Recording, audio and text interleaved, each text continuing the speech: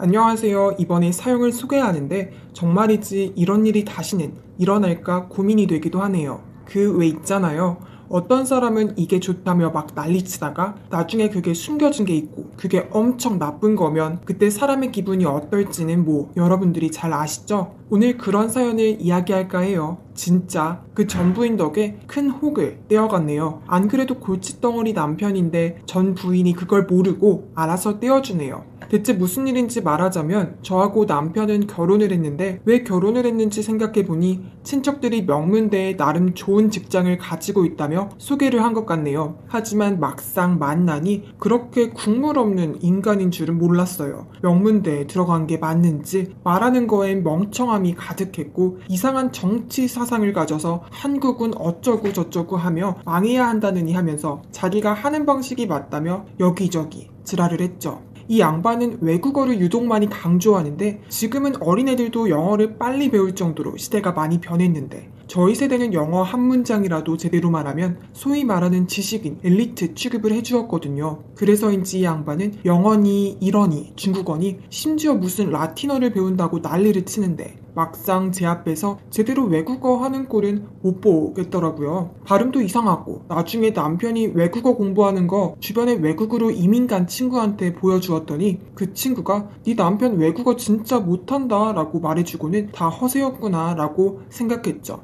정말이지 명문대 졸업한 게 남편의 유일한 자랑거리였어요. 지인들이 괜찮은 직업이라고 하기에 뭔가 했더니 알고 보니 보험팔이는 물론이고 중고차 팔이 같은 것만 하더라고요. 그것도 직업이 늘 바뀌고요. 아무리 그래도 나름 명문대생이고 그것보다 더 좋은 직장들을 구할 수가 있을 텐데 대체 왜 저러지? 라고 생각을 했는데 자기가 학기 내내 학고만 맞았고 겨우 요건 채워서 졸업을 했다고 하더라고요. 그리고는 공무원이 되겠다며 행신이 별거 다 시도를 했는데 안 돼서 이런 일을 한다고 하더라고요. 진짜 어이가 없네요. 이건 무슨 명문대 타이틀만 있지 실속이 전혀 없는 인간이었어요. 더 어이가 없는 건 이 인간 그렇다고 가정에 충실하고 인성이 좋냐 하면 아니었어요. 언제는 이 인간이 지인들이랑 같이 관광 투어를 한 적이 있었어요. 사실 그거 하는 거 어디 친한 지인들끼리 같이 여행해서 공감을 하자고 저한테 막 뭐라고 하는데 실은 이 인간 돈을 못 벌어서 관광 그거 모시기 자격증 따서 투어 시켜주는 건데 명문대 학고나 맞은 주제에 그런 걸 잘 하겠어요? 나중에 거기 같이 갔던 지인들이 말하는데 저보고 분명 이것보다 더 좋은 구경거리 같은 게 있을 텐데 왜 하필 저거지? 라는 의문이 든 적이 너무 많았고 좋게 관광을 하자고 하면서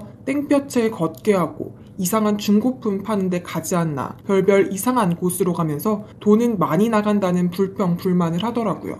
저한테 이렇게 불평을 하는 건 남편한테 그렇게 했다가는 막 화내고 방방 뛰고 난리치고 그러거든요. 진짜 이 인간이랑 어떻게 결혼을 했는지 모르겠네요. 오죽그랬으면 남편하고 자식이 안 생길 정도로 각방 쓰고 그러겠어요. 게다가 남편은 절 제대로 사람 취급을 안 해주고요. 언제는 제가 청소를 하는데 남편이 TV를 보고 있더라고요. 솔직히 직업도 변변치 않고 어디 가서도 잘려서 막노동 같은 것도 하고 그러는 인간이 직장도 있으면서 집안일도 독박으로 하는 저한테는 도와주겠다 그런 말이 한 번도 없는 거예요. 그래서 제가 어찌 같이 살면서 아내한테 도와주거나 그런 게 없냐고 하니까 도리어 남편인 내가 왜 집안일을 해야 하느냐고 밖에서 일하는 사람을 그렇게 막대하느냐고 말하며 밖으로 나가버리더라고요. 정말 답답해 죽겠어요. 아니 자기만 밖에서 일하나요? 그리고 가족이 뭔데요? 그렇게 자기만 생각하면 저는 그냥 식모에 불과한다라는 건데 대체 왜 결혼을 했는지 모르겠더라고요. 제가 과거에 가서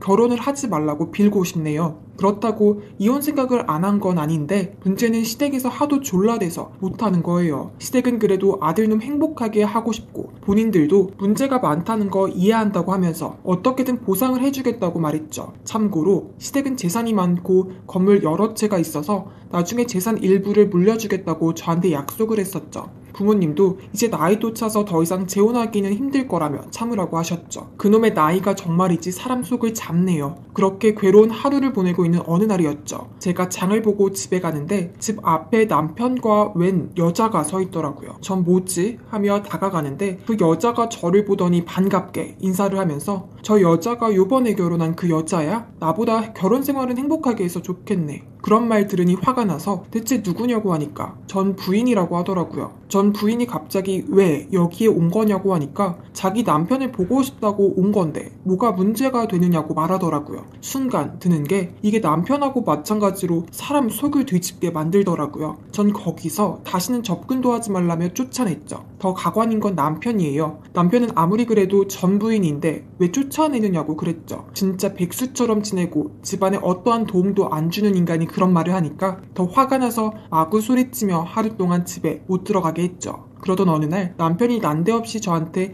부모님 돈을 빌려달라는 거예요. 근데 그게 상당히 큰 액수의 돈이라서 그 돈으로 뭐 하려고 하니까 자기 어디 시내에 가서 장사를 하겠다는 거예요. 제가 남편을 알거든요. 그래서 왜 장사를 하겠다는 건데 그냥 좋은 직장 찾아봐라 라고 말했지만 남편의 고집이 워낙 세서 듣지도 않았죠. 그래도 전 부모님이 돈이 없고 그래서 힘들다고 단호하게 말했죠. 그랬더니 가족이 뭐 그리 섭섭하게 하느냐고 밖에 놀러 나가 버렸죠. 그래도 어찌저찌 해서 사업을 하는데 뭐 제대로 장사가 될 리가 있겠어요? 오픈한 지 한 달도 안 돼서 파리만 날리고 나중에는 폐업할까 고민을 많이 하더라고요. 그 장사인지 뭔지 때문에 집안의 돈들이 블랙홀 마냥 빠져나가고 그래서 점점 더 살기가 힘들어졌는데 이제 와서 그런다는 게 보면 참 한심했죠. 그러다가 저한테 화가 나서 기절할 뻔한 일이 일어난 거죠. 남편이 요새 자꾸 밖으로 나가서 제가 의심을 했거든요. 물론 이 인간은 어디 친구 만난다며 밖에 나가서 술을 진탕 마시고 들어오는데 근래에는 더 자주 나가면서 멀쩡하게 돌아오는 일들이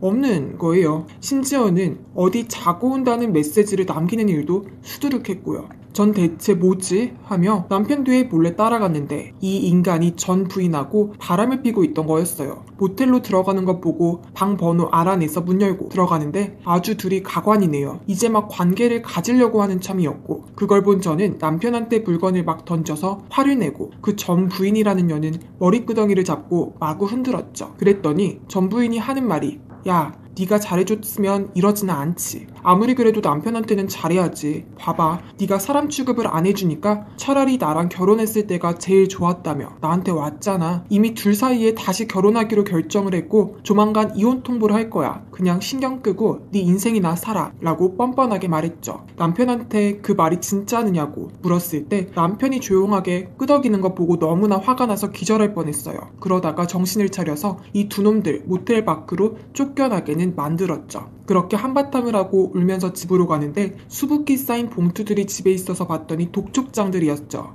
이 인간 그 장사를 한다고 여기저기서 돈을 빌렸더라고요. 너무나 큰 액수라서 제가 확인을 해보니까 이 남편놈이 진짜 일부는 전 부인한테 선물해주고 또 어디 룸살롱 같은 데서 막 놀고 그랬더라고요. 전 그걸 참을 수가 없어서 시부모님한테 재산 안 받을 테니 더 이상 못 참겠다며 그동안의 일들을 다 말하니까 시아버지가 화를 내면서 이놈이 나한테 거액의 돈을 빌렸는데 그 와중에 사채를 또 써? 명문대니 하며 믿었는데 내가 잘못 생각했다 라고 말하며 이혼해도 괜찮으니 건물 한 채는 그동안 결혼 생활을 보상해주겠다며 주신 거죠. 시부모님은 그동안 고생을 했으니 앞으로 고생길 안 열리게 해주겠다며 약속을 하면서 남편 놈을 호적에서 파버리겠다고 하시는 거죠. 뭐 저는 어쩌겠어요. 이미 빚이 많은 남편을 데리고 살 바엔 건물주 노릇을 하며 사는 게 더 낫지 않겠어요? 그래서 저는 남편하고 이혼을 하고 혼자서 살기로 결정을 했죠. 그 뒤로 이혼하고 남편하고 전 부인이 다시 시댁에 찾아갔는데 거기서 문전박대를 당했고 전 부인은 남편이 빚이 많다는 걸 이제야 알고는 저한테 와서 미안하다고 하더라고요. 물론 저는 투명인간 취급하며 무시했지만요. 남편도 왜 자기 부모님 재산 일부가 저한테 있느냐고 하는데 평소 행동을 보면 오히려 시부모님이 호적을 팔까 하다가 그래도 자식인데 하며 봐주는 게 더 감지덕지한 건데 아직도 저 양반은 정신을 못 차리고 있더라고요. 그렇게 한바탕을 끝내고 저는 여유롭게 여행을 하며 살고 있어요. 진짜 이런 우연이 어디 있을지 모르겠어요. 혹여나 흔히들 말하기를 이럴 때 로또를 사야 한다고 하는데 뭐 저는 이미 로또를 맞은 것 같고요. 어쨌든 진짜 명문대라고 다 좋은 건 아닌가 봐요. 결혼을 한 게 정말 후회가 되네요. 앞으로 결혼을 하더라도 신중히 생각을 해야겠네요. 그동안 제 사연을 다 말씀드렸는데 여러분도 결혼 조심을 하세요. 물론 저는 좋게 풀렸지만 그게 항상 일어나는 일이 아니니까요. 그럼 저는 여기서 마무리를 하고 좋은 하루 보내세요.